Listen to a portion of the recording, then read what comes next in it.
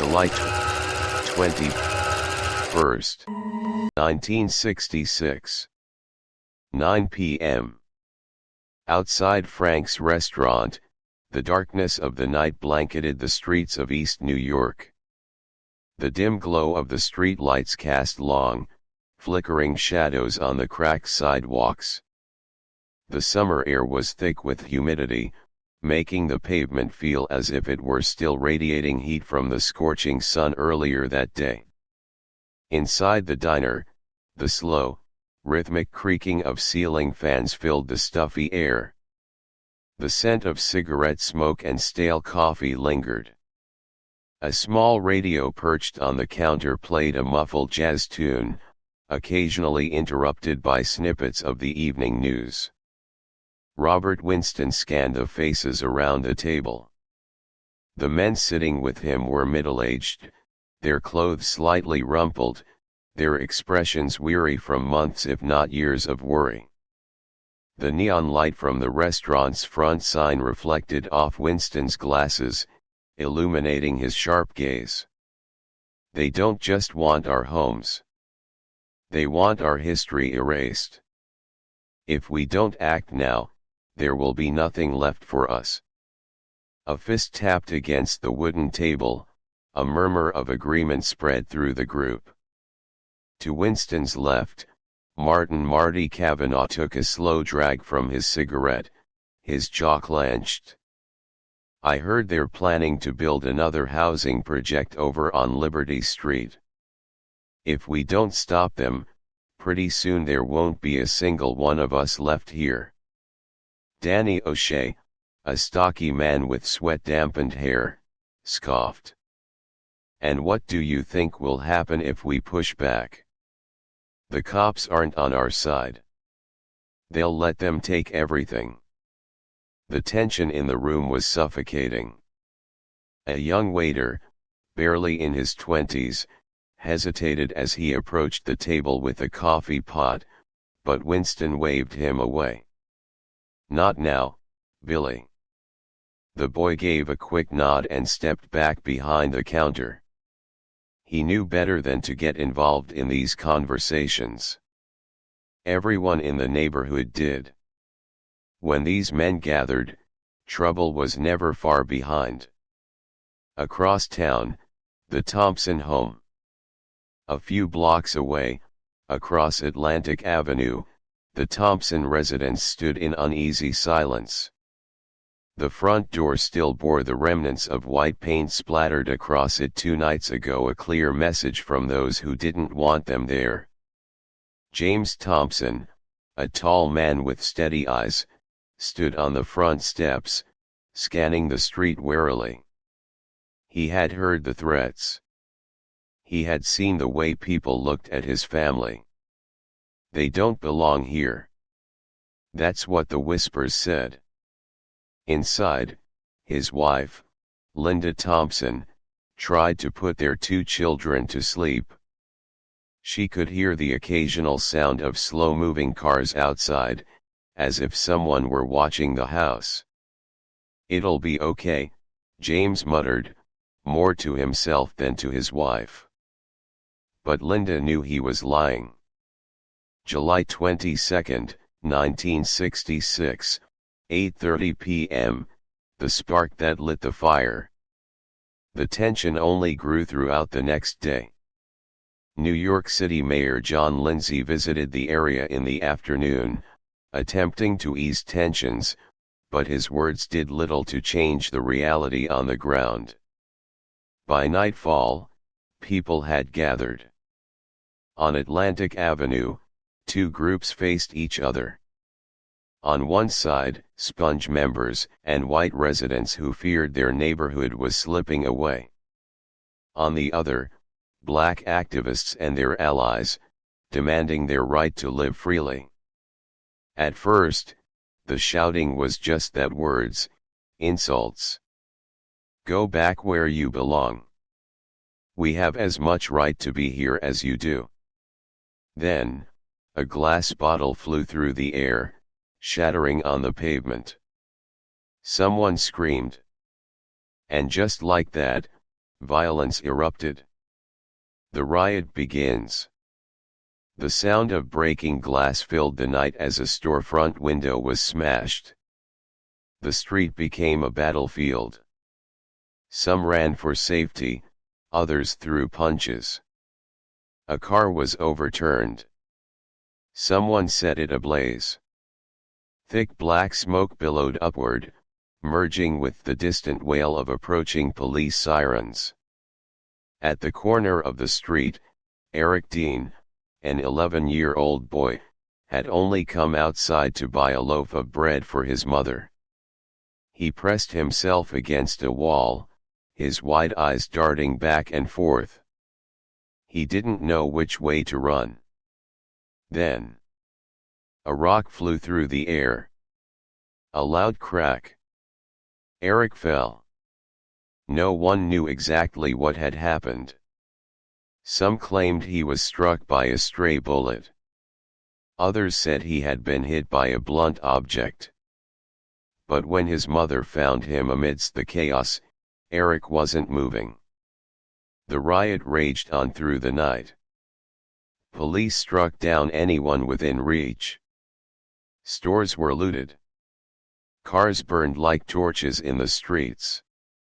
But by morning, as the first rays of sunlight illuminated the devastation, one truth remained.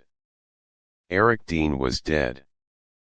The streets of East New York had become a boiling pot, each passing second bringing it closer to spilling over.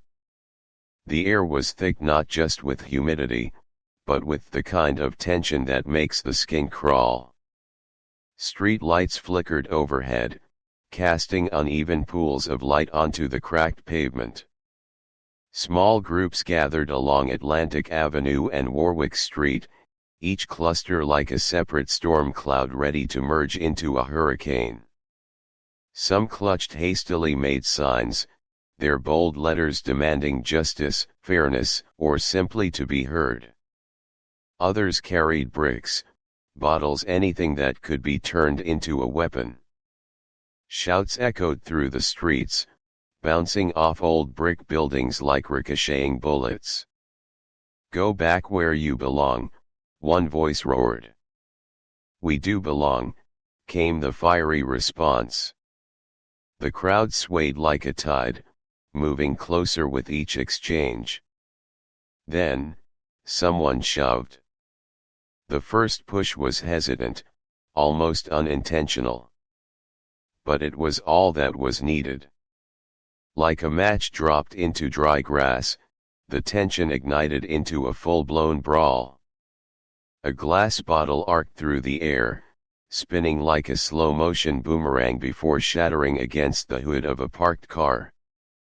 A man, his face contorted with rage, grabbed a wooden plank from a nearby construction site and swung it wildly, missing his target but sending a nearby trash can flying.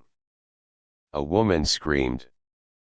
The dull thud of fists meeting flesh mixed with the sharp crash of breaking glass. Windows shattered one by one, storefronts falling victim to the unrest. The neon sign of a corner liquor store flickered violently before succumbing to the chaos, the bulbs exploding in tiny bursts of light. Police sirens blared in the distance, but they felt miles away. In the middle of the storm stood Eric Dean, just a boy, barely 11, gripping a crumpled dollar bill in his small hand. His mother had sent him out for a loaf of bread from the corner bodega. He was supposed to be home by now. His feet were frozen in place. The chaos moved around him like a violent tide, a world too big, too angry for him to understand. Then, a gunshot.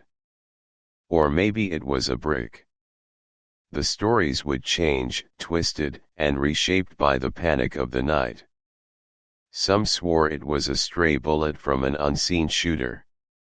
Others insisted a brick, thrown blindly into the crowd, had found its mark.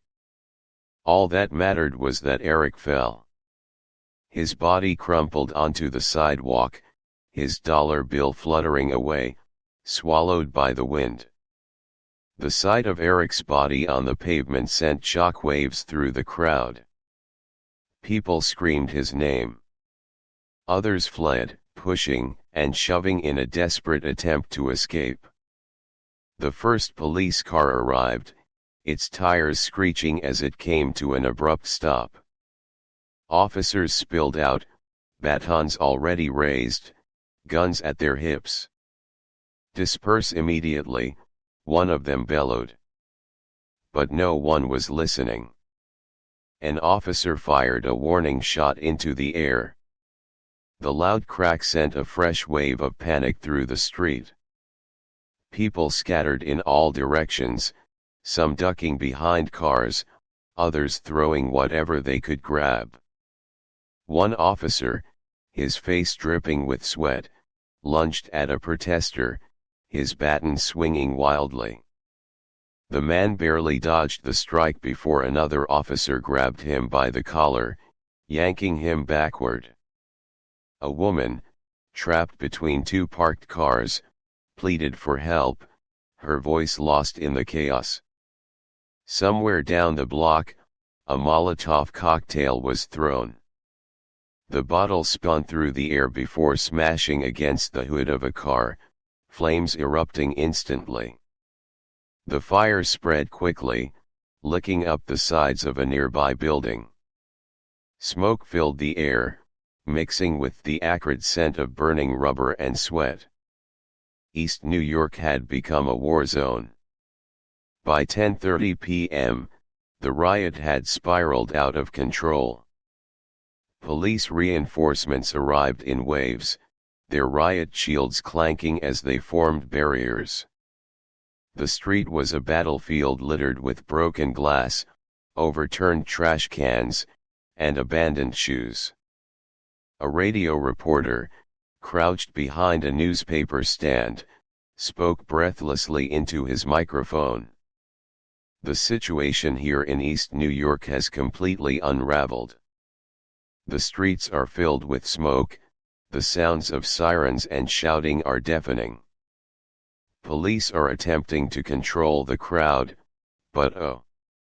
Another explosion. It appears a vehicle has been set on fire. The mayor's office has yet to release a statement." His voice cut off as another gunshot rang out.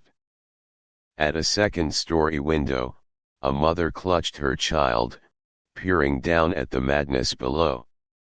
Her hands trembled as she pulled the curtains closed, trying to block out the screams.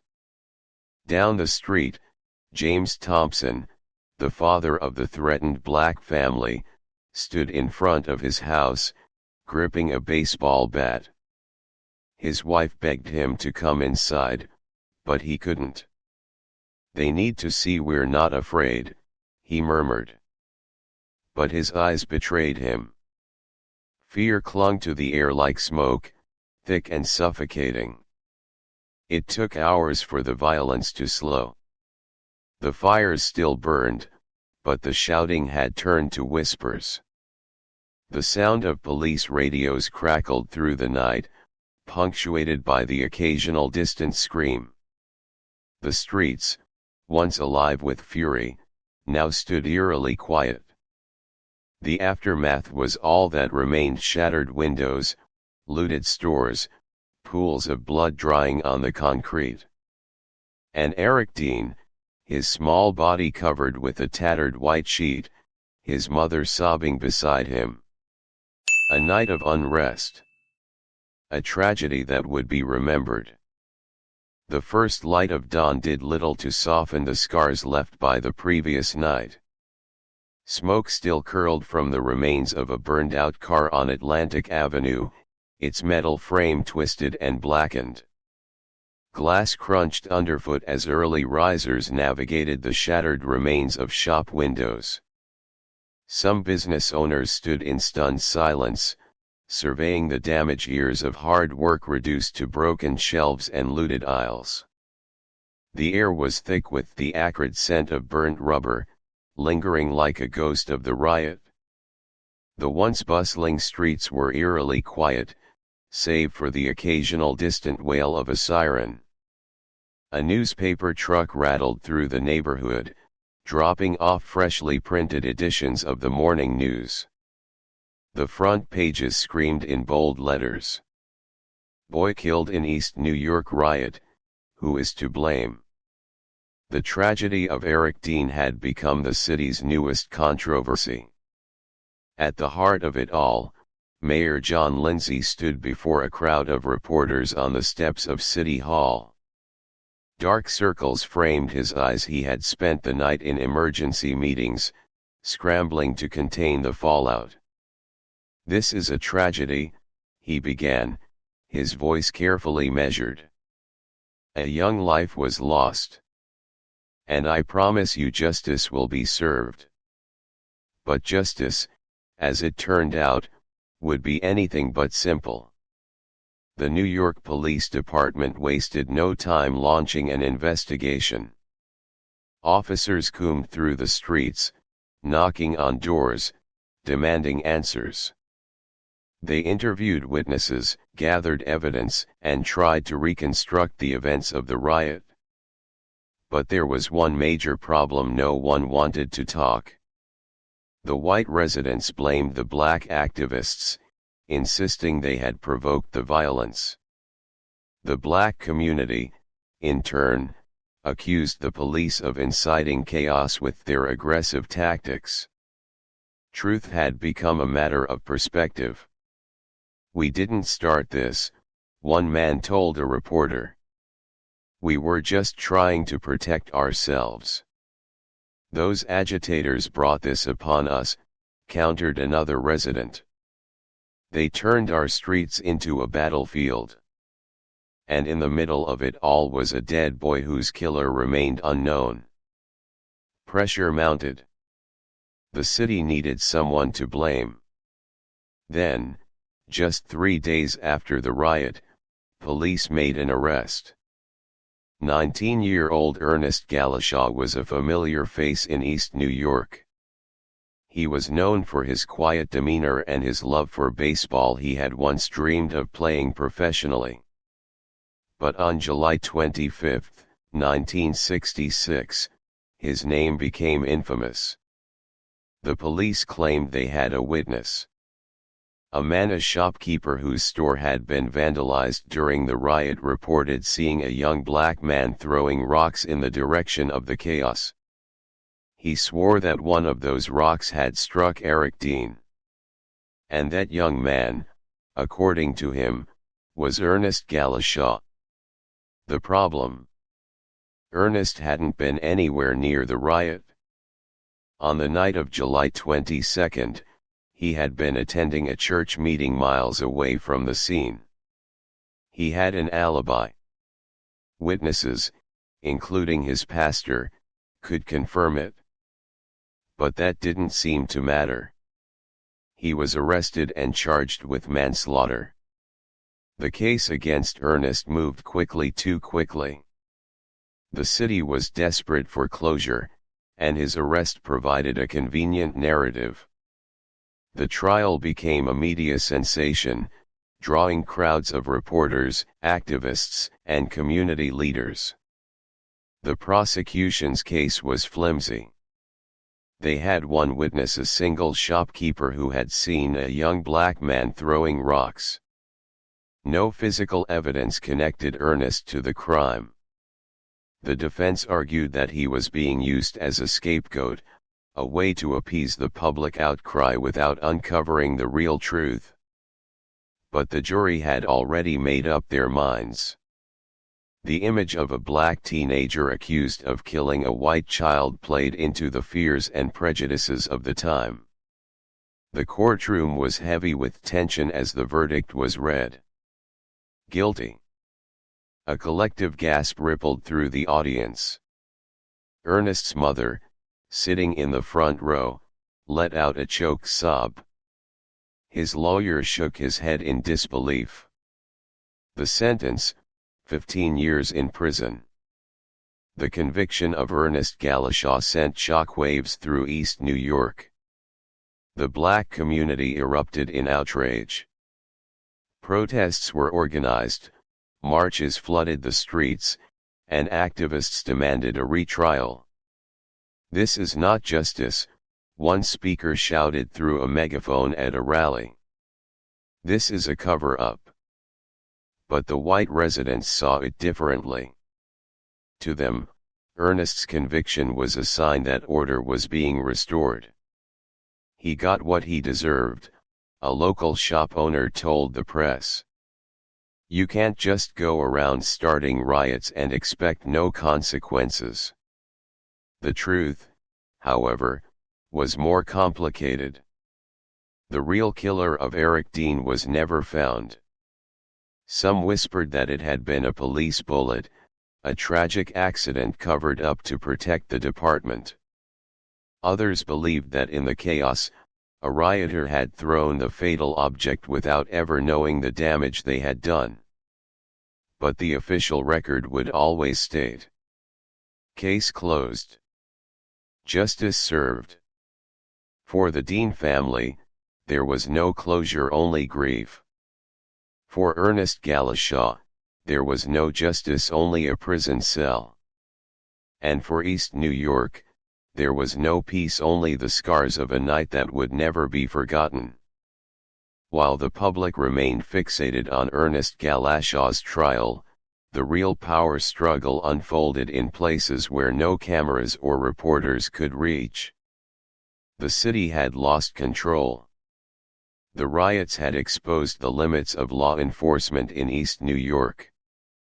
The police, overwhelmed and outmaneuvered, were desperate for a solution, any solution. So, behind closed doors, an unthinkable agreement was forged. The NYPD, backed by desperate city officials, reached out to an unexpected ally, the Gallo brothers, a ruthless Brooklyn crime family. They were no strangers to violence, having made their mark in the underworld through loan sharking, extortion, and brutal gang warfare. The terms of the deal were simple. Keep the streets in check. End the chaos. And in return, we'll turn a blind eye to your operations. It was an arrangement born out of necessity, a calculated gamble to restore order at any cost. The police had failed. The courts were failing. But the mob? The mob never failed when it came to controlling the streets. At first, no one noticed the shift. The community was still reeling from the riot, the wrongful conviction, and the tension that refused to fade. Then, something changed. Sponge, once a growing and vocal force in East New York, began to wither. It started with intimidation. Key members of the organization began receiving anonymous threats. "Leave town. Shut it down. Or else." Some laughed it off, believing it was nothing more than empty words from angry residents. But soon, the warnings turned into something much more sinister. Their businesses were targeted. One by one, storefronts owned by Sponge members were mysteriously vandalized. Windows shattered in the dead of night. Fires started in the back rooms of restaurants and community centers. Police reports were filed, but nothing ever came of them. Then, people started disappearing. One morning, James "Jimmy" Lawrence, a known organizer, failed to show up for a planned protest. His apartment was empty. His belongings untouched. His car still parked outside. But Jimmy was gone. Days later, Clarence Boone, another activist, went missing under similar circumstances. His family reported him missing. The police filed the paperwork. And then nothing. It became clear someone was dismantling Sponge from the inside out. The question was, Who? By late September 1966, the streets of East New York were different. The tension had not disappeared, but it had changed.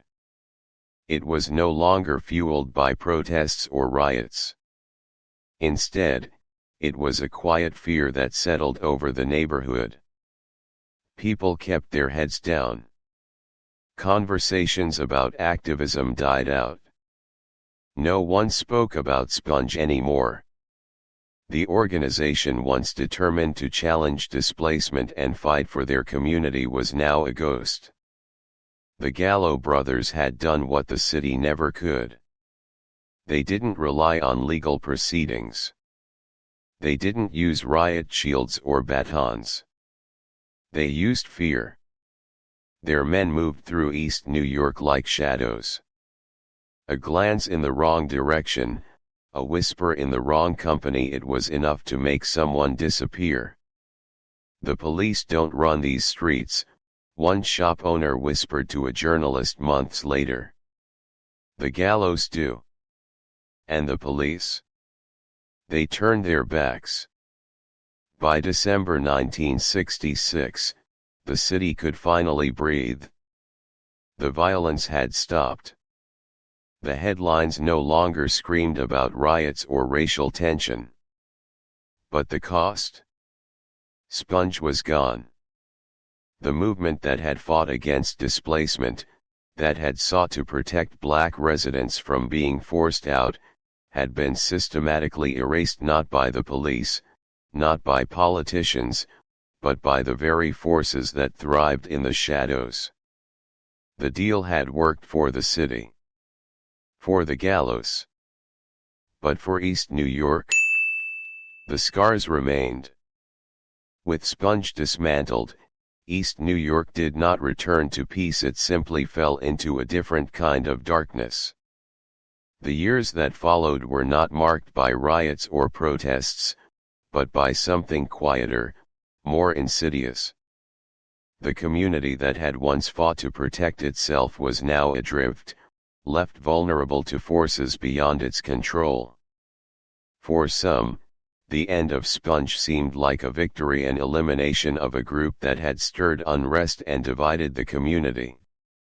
But in reality, it was a warning sign of what was to come. Without a strong activist presence, East New York became a forgotten battleground in a much larger war. The war on poverty. The war on crime. The war on drugs. And in each of these battles, the people of East New York were not the victors. If the 1960s were defined by racial tension and political protests, the 1970s would be defined by economic devastation. Factories that had once employed thousands shut their doors for good. Industrial jobs, long the backbone of working-class communities, vanished as manufacturing moved overseas. For the residents of East New York, this meant something simple and brutal. No jobs. No income. No way out. People who had worked in warehouses, auto shops, and steel mills suddenly found themselves unemployed with no prospects. And as the money disappeared, so did the businesses. Small grocery stores, restaurants, and barbershops, once community staples, could no longer afford to stay open.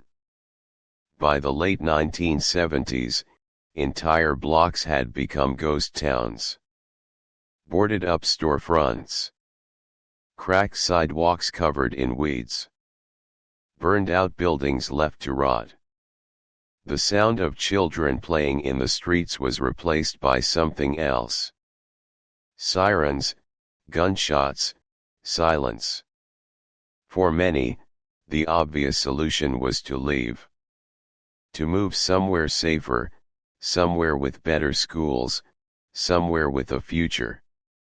But for Black and Latino families, there was an invisible wall blocking their way out: redlining. Redlining was a systematic form of financial discrimination used by banks and mortgage lenders. Entire neighborhoods, particularly those with large Black and Latino populations, were labeled as high-risk areas. What did this mean in practice? Families were denied home loans, even if they had stable jobs and good credit. Business owners were refused bank loans, preventing them from rebuilding or expanding. Landlords stopped investing in their properties, knowing they couldn't get financing. Slowly, the community suffocated. East New York wasn't just poor, it was intentionally kept poor. As the economy crumbled, a new industry took over the streets: crime. Drugs flooded the neighborhood. Heroin had already made its mark in the 1970s, but the arrival of crack cocaine in the 1980s changed everything. Suddenly, East New York wasn't just poor, it was dangerous. Gangs fought over territory. Drug dealers set up shop on every block. Addiction skyrocketed. Families were torn apart as young men turned to crime just to survive. And the city? It turned its back. Police presence increased, but not in a way that protected the people. Instead, the war on drugs led to aggressive policing, mass arrests, and harsh sentences for minor offenses, especially for Black and Latino residents. It was a vicious cycle. Jobs were gone, rightward arrow, crime increased. Crime increased, rightward arrow, more policing. More policing, rightward arrow, more arrests. More arrests, rightward arrow, more broken families. Broken families, rightward arrow, more poverty.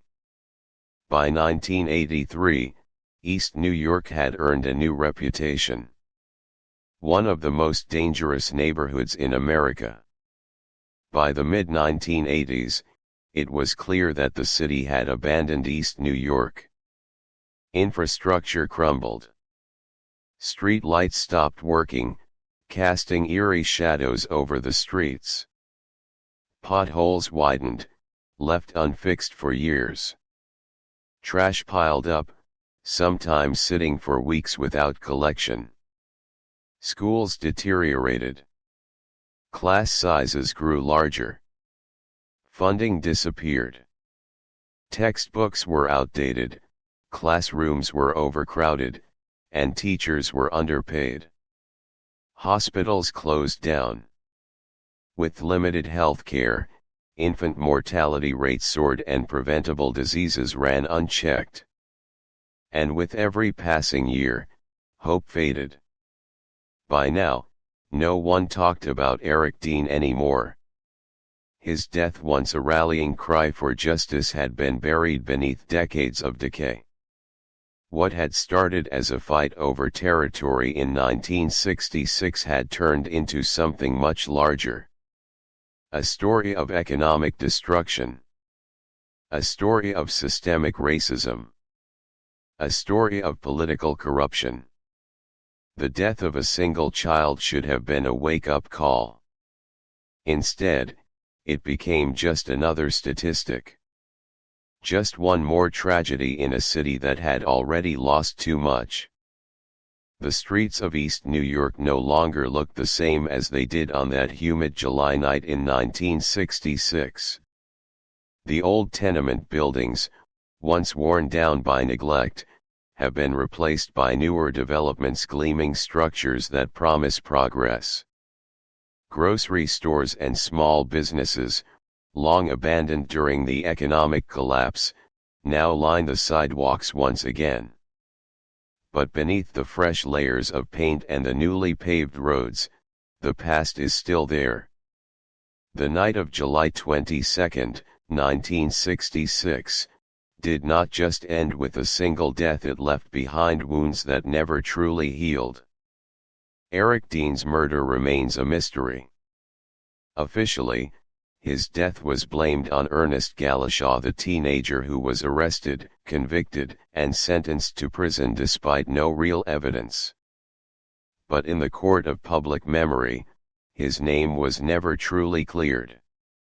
To some, he was just another statistic, another young black man who had been swallowed by a broken system. To others, he was a martyr, a reminder that justice does not always prevail. For decades, his family fought to have his conviction overturned. New evidence was brought forward. Witnesses recanted their testimonies. Records revealed police misconduct. But by the time officials admitted the case had been mishandled, Ernest had already served his sentence. His life, like Eric's, had been stolen, not by a bullet or a brick, but by a system that demanded someone to blame. And what about the other players in that night of unrest? The police, who arrived too late and used too much force. The activists, who fought for their homes but were painted as agitators. The politicians, who came with promises but left without solutions. No one was ever held accountable for what happened. The riot was blamed on the people of East New York, on their frustration, their anger, their refusal to accept displacement. But the truth? It was the city's neglect that had let things spiral. It was years of inequality, years of being ignored, that had set the stage for that night of violence. It wasn't just about one boy's death.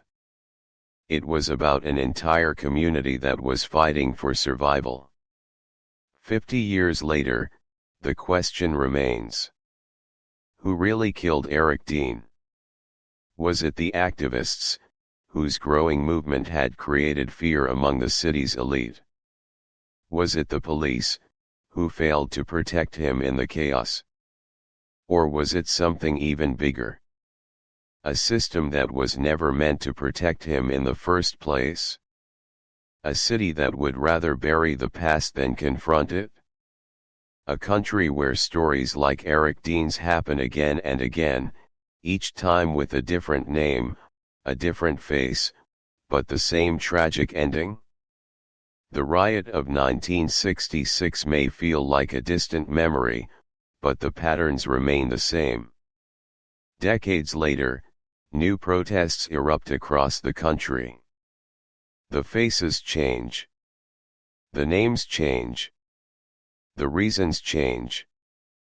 But the core issues remain. A community pushed to its limits. A moment of resistance. A violent response. A young life lost. And always, the same question lingers. Was justice ever truly served? Or was it never meant to be? Justice for Eric Dean remains a mystery. What do you think? Was Ernest Galasha truly guilty? Who do you believe was responsible? Has anything really changed since 1966? Leave your thoughts in the comments below. And if you want to hear more stories like this, don't forget to like, share, and subscribe. History has a way of repeating itself. The question is, will we ever learn?